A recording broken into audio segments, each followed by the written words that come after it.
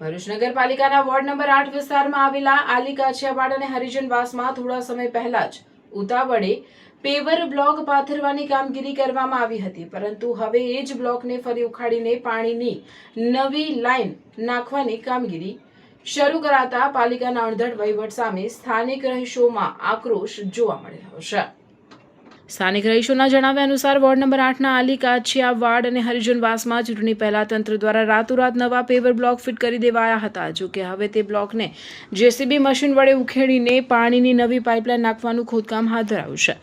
Pre planning વિનાની આ કામગીરીને કારણે આખો રસ્તો બિસ્માર બની ગયો છે। રસ્તાઓ ખોદાવાને કારણે વાહન ચાલકો તો ઠીક, પરંતુ રાહદારીઓ અને સ્થાનિક લોકોને પોતાના ઘરની બહાર નીકળવું પણ મુશ્કેલ બન્યું છે। રોજિંદા જીવનમાં લોકોને ભારે હાલાકીનો સામનો કરવો પડી રહ્યો હોય વિરોધ વ્યક્ત કર્યો હતો। આ વિરોધ પ્રદર્શનમાં સ્થાનિક રહીશોએ પોતાની પીડા ઠાલવી હતી। રહીશોના સમર્થનમાં સ્થાનિક નગરપાલિકા સભ્ય જિગ્નેશ બ્રહ્મભટ્ટ પણ તાત્કાલિક સ્થળ પર દોડી આવ્યા હતા। પ્રોબ્લેમ અમારે ઓછામાં ઓછા આ ભાજપ સરકાર ચાલી રહી છે ત્યારથી જ અમને પ્રોબ્લેમ છે। નથી રસ્તો બનાવતા, નથી ગટર લાઈન બનાવતા। અત્યારે એ પ્રોબ્લેમ છે કે જવા આવવાનો પ્રોબ્લેમ છે। કોઈ ઉંમરવાળો માણસ પડી જાય તો ઉપાડી છે સાહેબ અમારે। બીજી વસ્તુ કે છે કે આજે કોઈ બીમાર માટે અમારે એમ્બ્યુલન્સ બોલાવી હોય સાહેબ તો અમારા ઘર તક આવી નથી શકતી। એટલે મહેરબાની કરી આ તાત્કાલિક આ જિગ્નેશભાઈને બી અમે 2 થી 3 વાર બોલાવ્યા છે, આવ્યા છે અને રસ્તા ગટરો જોઈને જ ગયા છે અને જવાબદારી બી લીધી છે કે તમે ચિંતા નહીં કરો, હવે તમારું કામ સફળ થશે। ચૂંટાયેલા હા ના એ કોઈ આવતા નથી। અહીં આગળ જે હમણાં ચૂંટાયેલા છે કોઈ આવતા નથી। આ જિગ્નેશભાઈ પોતે આવી ગયા છે। વોર્ડ નંબર 8 વાળી ધરા ત્રિવેદી બોલું છું, બરાબર છે। આ બધું કામકાજ જે કઈ થતું નથી તેનું કારણ શું તે પહેલા મને કારણ જણાવો। નથી ડોર ટુ ડોર આવતી, નથી પાણી માટે ટેન્કર આવી શકતું, નથી નગરપાલિકાના માણસો અહીંયા કામ કરવા માટે આવતા, નથી સફાઈ વેરા માટે આવતા, કે નથી કોઈ જ નથી આવી શકતું। કોઈ વારવા માટે બી અહીંયા કોઈ આવી શકતું નથી, બરાબર છે। તો બીમાર માણસને અમારે અહીંથી બહાર લઈ જવા હોય તો કઈ રીતે લઈ જવાના? નથી અંદર એમ્બ્યુલન્સ આવી શકતી કે નથી કોઈ પણ જાતનું કોઈ પ્રકારનું વ્હીકલ બી અહીંથી બહાર નથી જઈ શકતું। જિગ્નેશભાઈ પણ 2 વખત આવીને ગયા છે, એમણે પણ બધી ઇન્ક્વાયરી કરી છે, તે છતાં પણ આ કામ કોઈ કરી શકતું નથી। ચૂંટણી પૂર્વે પ્રજાના પૈસે નખાયેલા બ્લોક વગર વિચારે ઉખાડી ફેંકવા તે સરકારી નાણાંનો વેડફાટ છે। પાલિકા તંત્ર તાકીદે આ કામગીરી પૂર્ણ કરીને રસ્તું સરખું કરે તેવી અમારી માંગ કરી। જો તંત્ર દ્વારા બાબતે ત્વરિત અને યોગ્ય પગલાં લેવામાં નહીં આવે તો આગામી દિવસોમાં સ્થાનિકોના હિત માટે ઉપવાસ આંદોલન પર બેસવાની ચીમકી પણ ઉચ્ચારી હતી। બ્લોક પેલા નાખી દીધા વોટ લેવા માટે અને પછી બ્લોક ખોલીને ભૂગર્ભ ગટરનું કામ લઈને આવ્યા કે ડબલ પૈસા મળે ને ડબલ કમિશન મળે।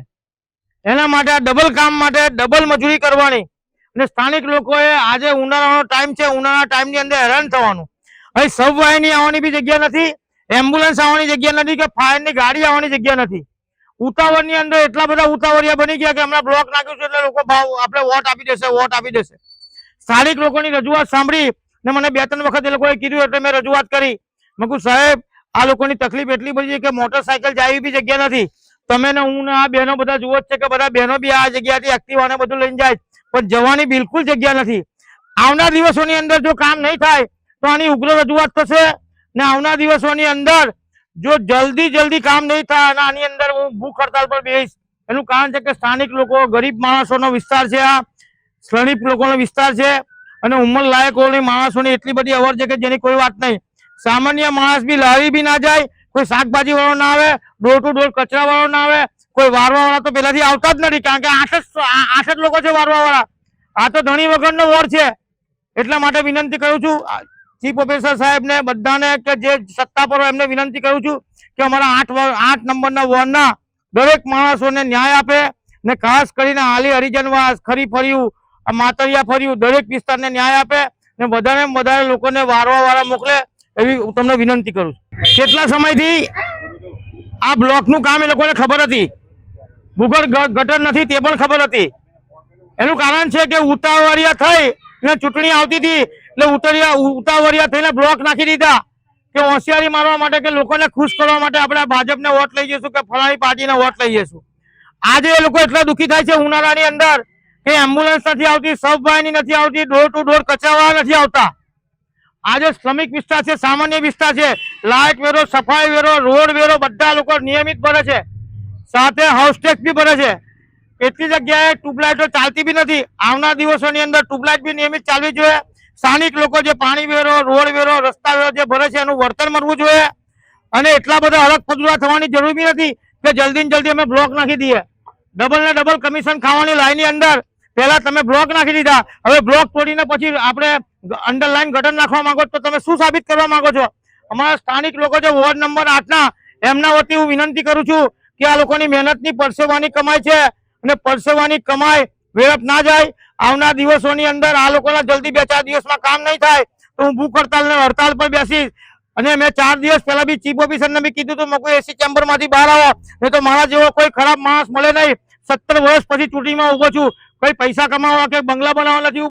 મુશ્કેલીના સમયે સ્થાનિકો વહારે આવેલા પાલિકા સભ્ય જિગ્નેશ બ્રહ્મભટ્ટની સક્રિયતા અને તંત્ર સામે આંખ લાલ કરવાની લડાયક મૂડ જોઈને સ્થાનિક રહીશોએ પણ સંતોષ વ્યક્ત કર્યો હતો અને તેમની કામગીરીને બિરદાવી હતી.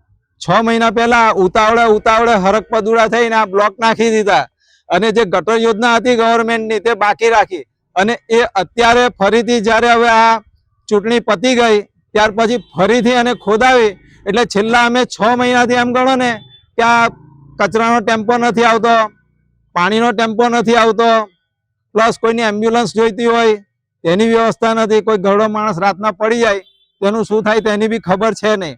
ફક્ત ને ફક્ત એમને ચૂંટણી ટાણે જ હાજર. અને ધનજીભાઈએ તો મેં કેમ્પેન કરેલું જ્યારે એમની વિરુદ્ધમાં તો મારા ટાંટિયા તોડી નાખવાની બી ધમકી આપેલી એમણે. બરાબર છે. અને મને એનાથી કઈ ગભરામણ નથી. કેમ કે મારું તો જે કામ કરશે ને મારા એરિયાનું તેને જ અમે વોટ આપીશું. આ બધા અમારી સાથે, કેમ કે મધ્યમ વર્ગના લોકો છે, રોજ કમાનારા માણસો છે, બધા પૈસા પાત્ર નથી. વિપક્ષમાંથી તો અમારા એ જ હતા. ચૂંટણી પહેલાની વાત છે ને, ચૂંટણી પહેલા તો આપણા પ્રવીણ પટેલ એ બિચારો સાંભળતો હતો, એમાં કોઈ ખોટી નથી. એ કઈ કામ કરતો હતો, એવું નથી કે નથી કરતો. વિપક્ષમાંથી તે વખતે અત્યારે તો કોંગ્રેસના અમારા ચૂંટાયેલા જે પ્રતિનિધિ છે જિગ્નેશભાઈ, તેમને રજૂઆત કરી અને અમે જ એમને ચૂંટી લાવવામાં મદદ કરી છે કે જેથી અમારા જે પડી રહેલા વર્ષો જૂના કામ થઈ જાય. આ વખતે 24 વર્ષે 2 તોડી છે.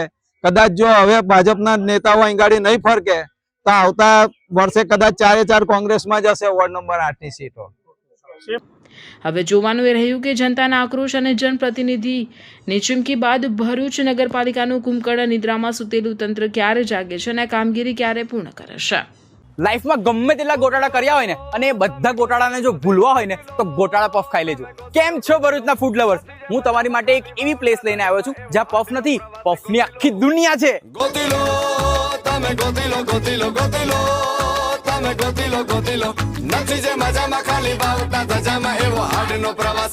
મસાલા પફ થી લઈને મેક્સિકન પફ, ચીઝ લવર્સ માટે માયોનીઝ પફ અને સ્પાઇસી જોઈએ છે તો શેઝવાન ગાર્લિક પફ જોરદાર છે. રેગ્યુલર, બટર, લિક્વિડ ચીઝ કે પ્રોસેસ ચીઝ, તમે જે કહો એવી સ્ટાઇલમાં પફ બનશે. અને આ તો ખાલી શરૂઆત છે. અહીંયા puff pizza, burger, French fries, brownie with ice cream, choco brownie, આ બધું એક જ જગ્યાએ. પફ હાઉસમાં તમે આટા મારીને થાકી જશો, પણ પફ હાઉસમાં પફની વેરાયટીઝ ક્યારેય નહીં થાકે. કેમ કે ચીઝ હોય કે સ્પાઇસ, પફ હાઉસમાં છે બધું જ nice. A4 Harihar complex, Jadeshwar road, near Tulsidham શાક માર્કેટ, ભરૂચ.